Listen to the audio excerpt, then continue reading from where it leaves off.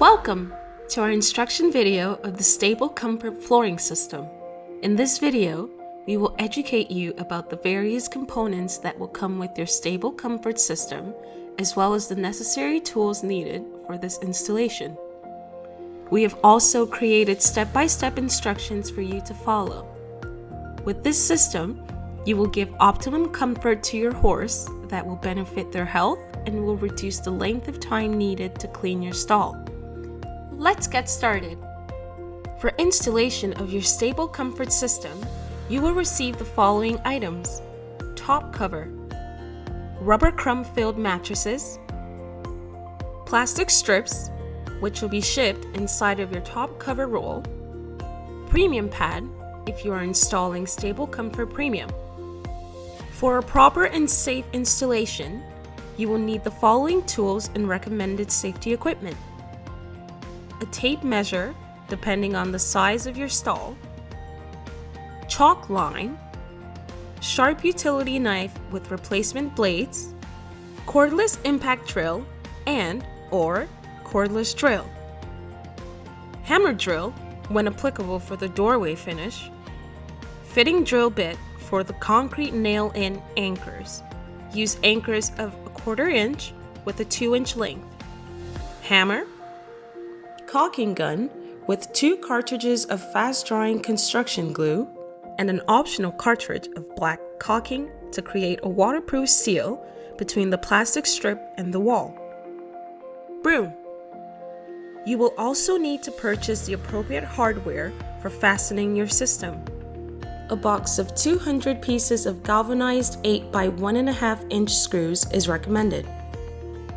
We highly recommend using the following safety gear: work boots with steel toes, work gloves, safety glasses, earplugs. Okay, let's start the installation. First off, measure the stall floor dimensions. As you can see in this video, we are installing on top of a cement floor. Make sure the surface is even and properly packed before starting the installation. If you have not already done so, you can now order your StableComfort system with accurate measurements. After cleaning out the surface area, we can bring the mats into the stall and lay them down in the following pattern. You will notice you will have extra mats. Don't worry, we'll get to that. When the last mats are being positioned, it is likely that you will have to cut your mat in order to fill in the stall. Make sure you cut open the first cell of rubber that is on top of the adjacent mat. Once cut open, take out the rubber crumb. You will need this in the following steps. For now, just leave the rubber crumb on top of the already installed mats. Depending on your stall setup, you may have some obstacles, such as posts, water systems, or beams from doorways. You can cut around them by cutting part of a cell. Make sure not to cut too far into the cell, creating a T-cut into the top of the individual cells you're working with. Remove the crumb and tuck the loose fabric tightly into the end of the remaining cell. You want to make sure this cell is still snug against the obstacle. Now, you can bring in the extra mat, which will be cut open for the loose rubber, which will be spread over the mats that are already on the floor. This will fill the grooves between cells and create an even surface. Using a sharp knife, slice each cell open, spreading the loose crumb evenly across the stall, focusing on the grooves between each cell. Be careful not to cut the installed mats during this step.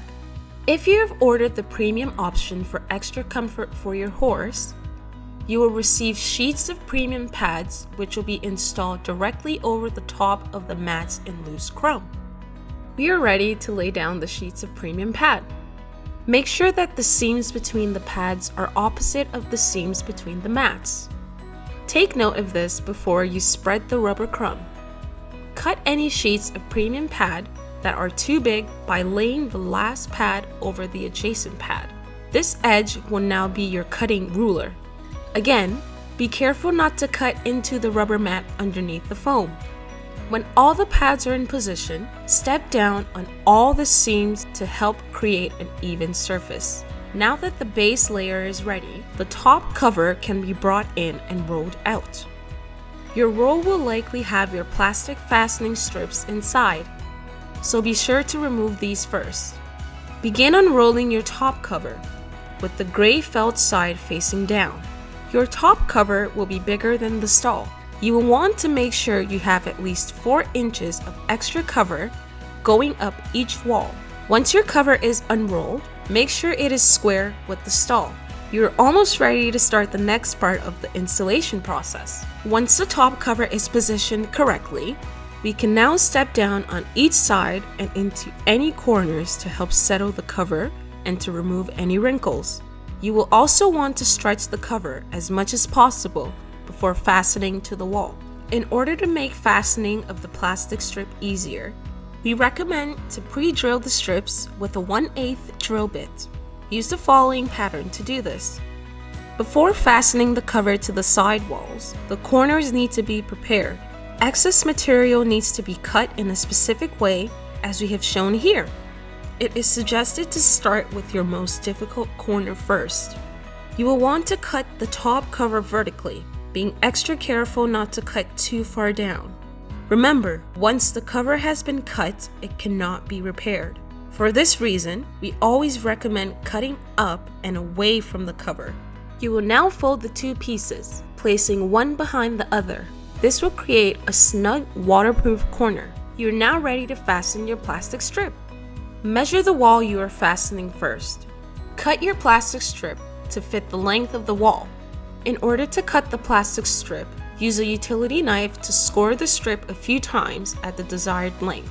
By bending the strip backwards, it will break at the length you need. Position the strip tightly into the corner and push it down as far as possible by hand. Have the cordless impact drill ready with your hardware. Put in the first screw at the top hole closest to the corner. Now, while pushing down the strip, secure the top row of hardware, followed by securing the bottom row. This order will help pull the cover tight. The same procedure can be followed when going around obstacles such as posts. Again, make sure not to cut too low into the corners. There are many variations of how the doorway can be finished. In this video, the aisleway is cement and we have enough space to secure the cover and plastic strip under the sliding door. Another solution can be adding a piece of pressure-treated lumber on which the cover and strip can be fastened to. In this video, we use a hammer drill to secure the cover and strip into the cement. You can use hardware based on the type of threshold your stall has. If your stall has a step down, you will want to secure the cover into the footing or into a piece of lumber. This step is your final chance to make sure the cover has been pulled tightly, making sure there are no wrinkles prior to fastening at the doorway. At this point, the installation work is finished. The only thing left to do is to cut the cover above the plastic strip. A hooked or carpet blade in your utility knife will help make this job easier. As an option, black caulking can be used to seal the top of the plastic strip, creating a waterproof barrier. You can now add your preferred bedding.